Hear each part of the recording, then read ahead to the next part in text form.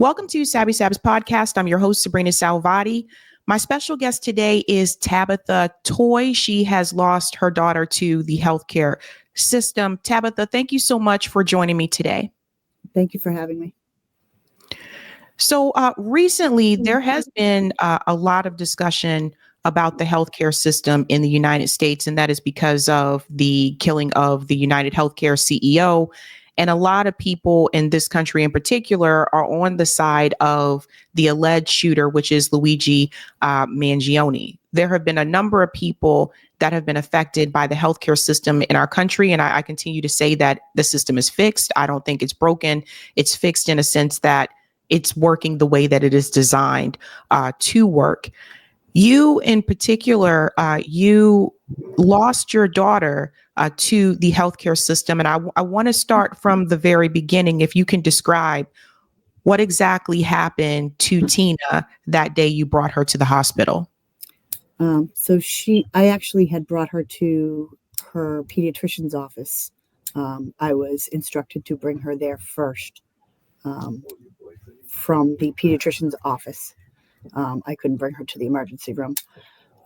So when I brought her to the doctor, she started having a seizure in the doctor's office, and then they sent her over to the hospital. And I was not allowed to drive with her. I had to go to the hospital on my own. The hospital was very, very busy. It took me probably about 30 minutes to get to the front of the line to let them know that I was there for my daughter, who was just brought in by ambulance. And then they sent me back there, and it was like a ghost town. I don't think I have ever seen it that not busy in the ER. And I'm talking about staff, because it was really busy in the emergency room for patients, but I didn't see a lot of doctors and nurses around. When I got there, my daughter was by herself in a room. They didn't really care for my daughter. I didn't see them very much. Maybe once or twice. She had some issues that they didn't address. And being that my daughter was 4.5 at the time, she was supposed to be transported out because she was under the age of 8 to a pediatric hospital. And it took 2 hours for the transport. And then we had to wait another hour for a third paramedic because my daughter was having trouble breathing. So, and then they wound up transporting her to another hospital. By the time she got to the other hospital, there wasn't anything they could do for her because they didn't care for her properly at the first hospital. The second hospital really couldn't do much but just make her comfortable while she passed. Do you know how soon would you say that they saw your daughter when she was brought into the hospital? Did she have to wait at all, or was she brought immediately right into a hospital room? She was brought in by ambulance, so she was brought into a hospital room immediately when she was brought in. But they gave her medication, and then they didn't check her again for another 2 hours. Do they know why she was having a seizure, or? They don't really know because they didn't do enough testing at that point. And that's my personal opinion. They never gave me a reason why she was having a seizure. And she never had them before. I know she was sick. I know that, you can have febrile seizures caused by fevers, but nobody had given me any type of an explanation at that point as to what was really going on with my daughter. I didn't know much of anything until we got to the second hospital, and it was too late to do anything for her. What was the response from the hospital after your daughter passed away? I didn't get a response from the hospital that originally treated her. I got no response from them. The second hospital, they were really good because there wasn't anything they could do. You know what I mean? It was too late. Her brain had already started shutting down. She had already lost too much oxygen, and they couldn't reverse what had already started happening before they even got her into the hospital. And what was the name of the first hospital that she went to, if you don't mind? The first hospital was Good Samaritan in Brockton. Okay. And you said they weren't busy at that time that you brought her in. The emergency room was busy, but there was not a lot of staff. Did you ever wonder, Tabitha, if And I don't know your situation with insurance. Did you ever wonder if that had anything to do with this, with the health insurance? I did. I mean, I questioned whether it, maybe it could be because we had mass health. Um, Maybe it was because she was disabled. There were a lot of things going through my mind as to why things happened the way that they did. This is one of the things that I've been trying to tell people about is, and I've seen this happen firsthand. People can be treated a certain way at hospitals depending on insurance situation, and it's not right, but it does happen. There is not uncommon for someone to go into the hospital, and of course, one of the first things they do ask you for is your insurance information. And if you don't have insurance, it's not uncommon for them to just kind of say, "Oh, well, is it necessary to see you?" or etc. It's something that I've noticed that people that go into the hospital, even in some of these emergency situations, those that have insurance, it's almost like they get pushed to the front of the list. And if you don't have insurance or you have a provider like Mass Health, for those who don't know, Mass Health it's not universal healthcare in Massachusetts, but it is designed to give people health insurance for those who may not have that offer at their employer. But even with Mass Health, you have to meet an income requirement. So a lot of people may not realize that. And if you go over that income requirement, then they'll have to tell you you can't be on Mass Health anymore. But there's a certain requirement that you have to be in to qualify for Mass Health. And some of the things that I've noticed is that it seems like some of the doctors, some of the hospitals, they don't seem to treat patients as fair, those that have Mass Health or those that are not insured. Yeah. My thing was how busy it was. Like I said, it took me about 30 minutes to get to the front of the line, and there were no doctors, no doctors and nurses. When I went into the emergency room, I was very confused. When my daughter had an episode, her alarms had started going off. I went looking for doctors and I didn't see anybody. I felt like there was nobody around to help me with her. This is really interesting. I'm curious about your take of everything that's happening right now. I feel like healthcare is the forefront of the conversation again, and it hasn't been for a couple of years. The last time I remember everyone talking about healthcare was Bernie Sanders 2020, right? And then since then, I mean, we had Medicare for All marches in this country in over 50 cities 3 years ago. But even then, not as many people were willing to talk about it. Now, a lot of people are talking about it because of the situation with Luigi Mangione. And I want to get your take about that, because one of the criticisms that I have heard is that, yes, we have been talking about healthcare for so long, but that's part of the problem. We've been talking about it and nothing has changed. How do you feel about the response that people have towards this United Healthcare CEO situation? Corporate media is very surprised that the majority of Americans say that they either identify with Luigi or they understand why he did what he did, and they don't seem to have as much sympathy for the CEO. I agree. I mean, there's too much, the healthcare providers are not doing what they're supposed to be doing. We've had too much talk and not enough action, and that's why he decided to act. He probably felt like he was stuck in a place where he had no other option. Yeah, and for people watching, I just want to add again, I don't condone violence. Got to put that out there as a disclaimer. But at the same time, I think this is one of those situations that it goes across political ideologies, because everybody has been affected by the healthcare system in some way, shape, or form. And if you can afford to have great health insurance, then maybe this is not your number one concern. But I know many people who have either gone into bankruptcy because of healthcare issues or lack of insurance or being uninsured. I know people that have gone into medical debt. I went into medical debt for 3 years because of lack of insurance. So a lot of us understand this regardless where you stand politically. This is one of those issues that I think can bridge a political divide among the people. I'm curious about that particular hospital in Brockton. Have you spoken to anyone since then, since your daughter passed away? Have I spoken to anybody from the hospital? No. Yeah. No. Nobody's ever reached out to me from the hospital about my daughter's death. Ever. Really interesting. And I saw that there was a local news segment where this was discussed about what happened to your daughter. And I would have thought that after local news covered it, that the hospital would have taken some type of responsibility. But it seems that's not the case. Is there a staffing issue, do you think, in particular? But in my opinion, even if there is a staffing issue, why? Can I explain? It's a hospital. Yeah. I mean, there should be, like, the doctors should be there.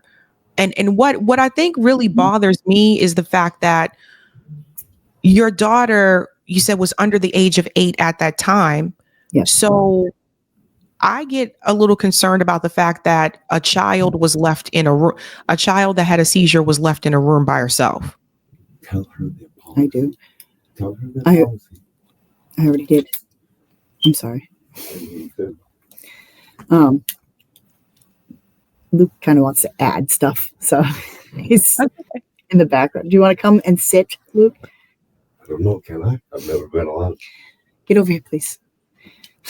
He's usually like with the lawyer. The lawyer has never allowed him to speak on anything because he was not at the hospital when everything transpired. So a lot of he gets from what I had told him, but he feels very strong about this whole healthcare thing. Like I said, he was the one who had originally contacted you to see if we could, help get some, eyes open as to what's going on with the healthcare system. So, Hi, Luke. Hello. I'm good. How are you? Good. Nice to meet you again. I'm to both of you. I'm sorry about the loss of your daughter. At any point in time, was this the first time that Tina had a seizure? yes, she had never, ever had a seizure before that. And when you took her to the pediatrician, so the pediatrician's recommendation was to take her to the hospital? We didn't really have a choice. She went for a sick visit because she had vomited the previous day. And when she woke up that morning, she was very lethargic. But the notice that I had gotten told me I had to take her to the pediatrician first, and then they would decide if she needed to go to a hospital. We weren't allowed to go to the ER. Why weren't you allowed to go to the ER? I don't remember exactly what the letter said, but it basically just told me that I needed to take her to the pediatrician first. It told our pediatrician. The letter went from Good Samaritan ER to the pediatrician's office and said that we were not allowed to bring our children to that ER without bringing them to the pediatrician first. And that letter my lawyer has, and it is a document. My case is different than what you're talking about. Very different because of what happened. You know what I mean? I don't know if you know what this company did and the way this corporation and all the rest of these corporations that now own all these hospitals work. There's a special rule for insurance. Most of the hospitals are self-insured now. Do you know So what that means? I do not. Please explain, because from what I understand, the hospital sent a letter that said you have to take them to the pediatrician first before you can take them to the hospital? Yes, because Yes. they were both sick and she brought them to the hospital. She waited over 4.5 hours and then got set up and threw the papers on the floor and walked out and went to a different hospital. No, I went to the pediatrician's office the next day. Yeah. And then maybe a week later, I got the notice in the mail telling me to bring the kids to the pediatrician, and the pediatrician would decide if they needed emergency care. So I want to get into who owns this hospital, because I didn't know that this was a thing. But that's Stewart Hospital. Stewart Medical Group, run by the CEO's name is Ralph de la Torre. He has a warrant out for his arrest from Congress because they want to know how the hell in 11 years he ran 33 hospitals in 7 states into the ground, stole all the money. So this hospital in Brockton is owned by Stewart Health, which is no longer a hospital. Recently sold. It was recently sold. It was bankrupt. We sued them, right? We've been suing them now for over 5 years because you have to wait. Investigation 2 years, so on and so forth. So what we've found out to this point is basically the CEO of that company wasn't paying for his bills. He wasn't paying for the machines. He was understaffing every hospital he could with the worst people. The people at Good Samaritan weren't getting paid for 3 weeks at a time. Sometimes their mortgages were behind. So if I'm a worker and I can't make my mortgage payment, why would I want to deal with an irritating patient? I wouldn't. So the level of care isn't there to begin with. Then continuing on, what he did was he's actually taken to court in 2023 by the DOJ for writing a little over $5 million in phony checks to pay the bills. And the end of that was pay the money back, go back to work, and finish stealing the rest of it. So what happens is when a corporation buys a hospital, they buy the hospital and the doctors. Okay, but the doctors are still subcontractors for the hospital. So now, instead of having insurance from a company, the doctors all pay their insurance directly to Stewart Medical Group, who's supposed to put that money into an account in an insurance company, right? And they're supposed to watch that account. You have to have X amount of dollars in there. Some of the people that worked for the CEO of that company also ran the insurance company. They allowed him to empty that account. They moved it to Panama because the rules were much more lax on taking the money out. So they took all but, what was it, 99 million out? All but 99 million. So there were 500 malpractice cases, over 500 malpractice cases, and 12 wrongful death cases. 12. Ours was kind of the most egregious that I know of, just because of the fact that, how do you look at somebody who's having a problem breathing? You took an oath as a doctor and you turned around and said, it's fine. Leave it be. Don't do nothing. You know what I mean? So anyway, what happened was they did what Mangione said they did. They delayed. We were deposed over three years before we even were supposed to get to court. They filed bankruptcy, sold everything off, and all the lawsuits, as far as I know, were kicked. Nobody held accountable. The doctor didn't get in trouble. No, nothing. No payments. No, nothing happened. Nothing at all. No accountability at all. Our lawyers are like, we don't know right now. No one knows anything about our case. They don't know where it is now because of the bankruptcy. After the bankruptcy was charged off by the judge, the bankruptcy, he owed like over 10 billion. He only brought in like 330 million in the bankruptcy. And in 2016 was when he sold all the properties for the hospitals and never paid the rent. He owed them 50 million too. This is crazy. I do want to pull this up here on the screen so people will see this as well. This is insane. It says, cloaked in secrecy, Stewart Healthcare drama will extend into September. So this was published by WGBH in August. And it says the Stewart Healthcare saga will stretch at least until September for at least the 7th time, the hearing at which the bankrupt company was expected to seek U.S. bankruptcy court approval of deals to sell 5 of its Massachusetts hospitals. And they go on to say that it was postponed at that particular time. So the big issue here is corporations owning these hospitals and greedy CEOs who want more money for themselves, choosing to not properly staff these hospitals because, again, they want the money to come to them. And the more staff you have, the more money that you have to pay towards those employees. I did a quick check, just me being me, on the internet, and found out that in Massachusetts, if you go mass.gov, whatever, and you put in self-insured hospitals, all the hospitals in Boston, minus 2, are now all owned by corporations. Oh my God. Which to me means that there needs to be stricter accounting. There should be no self-insurance.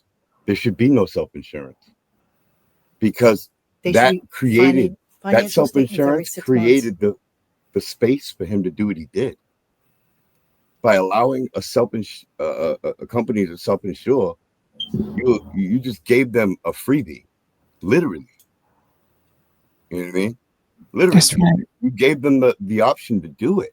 He wouldn't have stole that money if he. And then on top of that, the self-insured hospitals are insuring the doctors that work for them. So if something happens, like in our case, Stewart went bankrupt. How do you go after the doctors if they're already owned? Everybody was insured through Stewart, and Stewart stole all the money. So this goes deeper than people may realize, because a lot of us know that the health insurance companies, we know they're horrible. But now this is the first time, and I didn't know about this, corporations owning these hospitals. This is very problematic. And it goes back again to very few people at the top with enormous amount of wealth exploiting those, most of us, who are at the bottom. And and at what cost? There's $192,000 a week. You can't complain about a damn thing ever. That's right.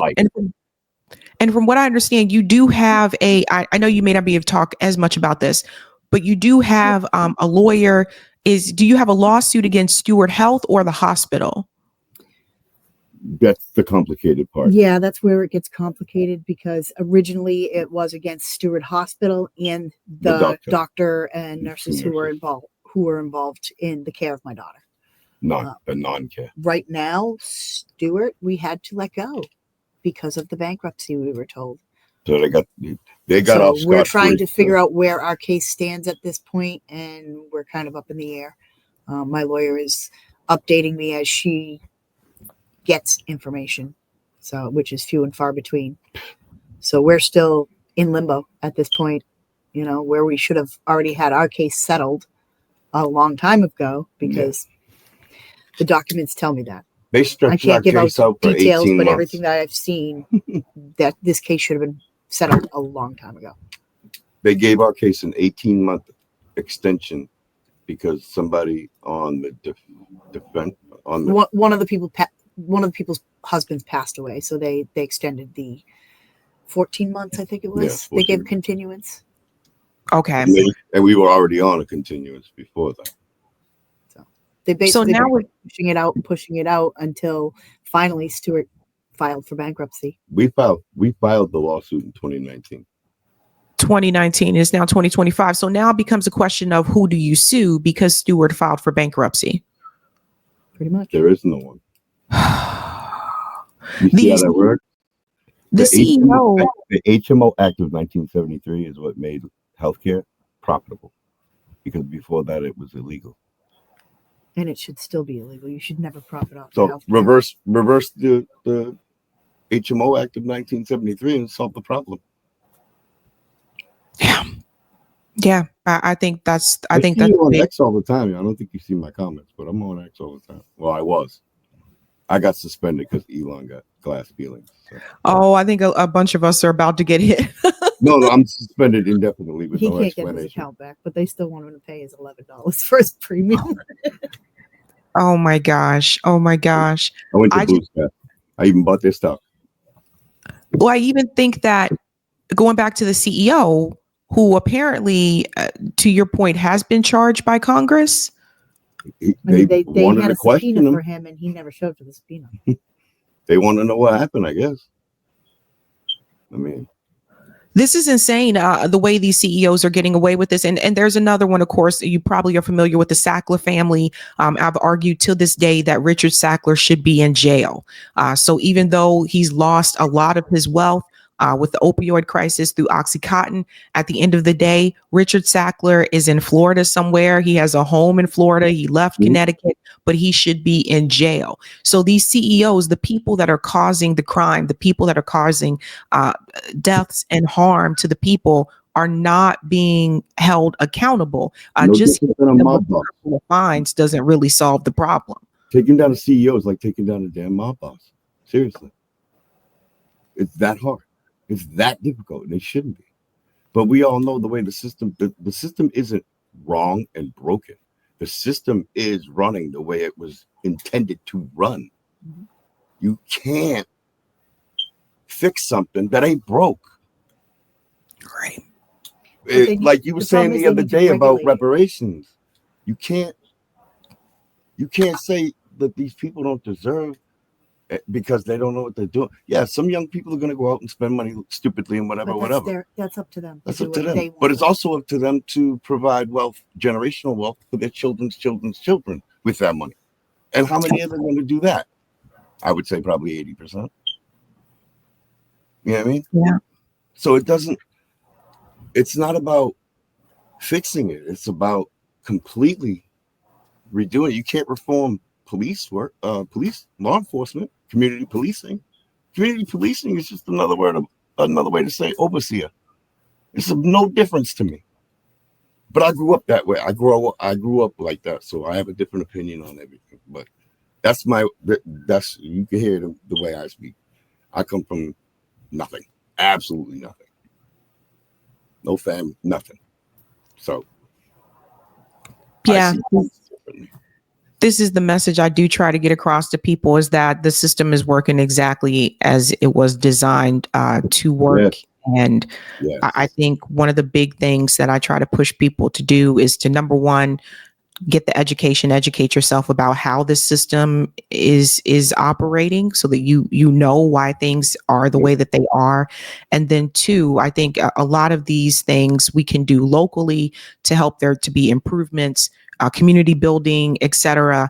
I am very, very, very upset about the fact that, and I did not know that these hospitals in Boston are bought. That is very, very disturbing to me. And it makes me question some of the care that people have received at some of these other hospitals as well. But regardless, like, if you are a doctor, you do take an oath to do no harm. You're supposed to be there for your patients. And that's why I don't understand how this was allowed to happen in the first place, how these hospitals were allowed to be understaffed. And in particular, I am familiar with Brockton. In particular, it seems like certain areas that have a lower income, they care even less about. So it's like these hospitals in a town, like, for people who are not from here, hospitals in a town like Winchester, for example, or let's say Lexington or Concord, like, plenty of staff. You can walk into Concord Hospital and see plenty of staff. But as you get to certain areas where the income tends to be lower, you see less and less. And what that tells you is that these corporations, these CEOs, these billionaires, they really do not care about the little guy. They're just worried about enriching themselves, and for everyone else, they really do not care. I'm working on an article right now about this healthcare issue, and one of the phrases I'm using over and over in the article is, our government does not care if we live or die. And I think that's what people really understand. They tell you what you want to hear, you vote them in, and what do?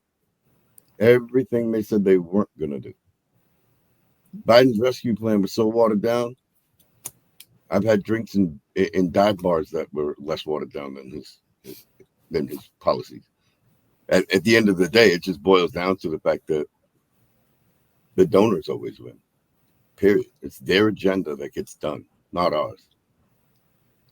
So we'll never get anywhere until we figure that out. How to get away from that, you know? I've always been independent and progressive. So that's just me, though. You know what I mean? I come from nothing, so I appreciate everything. I have very little, but I have 6 kids and 3 grandkids. And I love every one of them to death. I hear you. Once again, I'm very sorry for your loss. I am somewhat hopeful that because of what has happened, there will be some type of change with this healthcare system. I'm hopeful. It's sad that it had to come to what it came to with Luigi Mangione, or allegedly with Luigi Mangione. But I feel like now that this is back in the public eye again, this healthcare issue, hopefully there'll be some type of change. Hey guys, this was a Sabby clip. If you like what you saw, hit that like button and subscribe.